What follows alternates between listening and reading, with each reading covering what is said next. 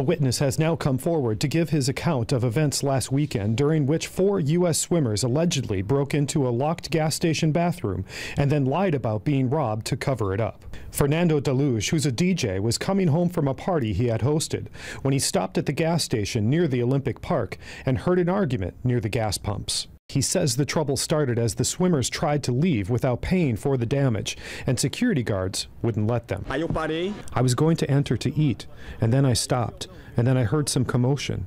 The gringos shouting because they wanted to get into the car, and the security guard wouldn't allow them to get into the taxi in order to resolve the situation. Deluge says he saw one of the security guards was resting his hand on his holstered gun and realized things could get out of control.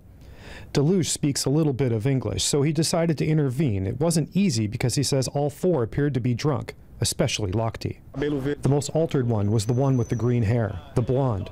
He's the one who was left, the one that escaped. When the subject of calling the police came up, he says the athletes began to understand the seriousness of the situation and were adamant that police should not be called. Please, police. Then they started saying, no, please, no police, no, not to call the police. Because later I knew why. They didn't want to call the police, because they are athletes.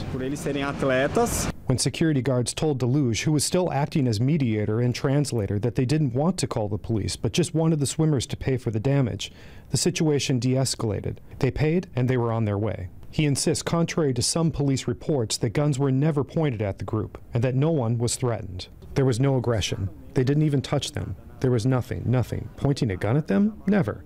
There was nothing like that. 3 of the swimmers have testified to police the story of the robbery was a lie. Ryan Lochte left Brazil before giving his full testimony to police. Adam Pemble, Associated Press, Rio de Janeiro.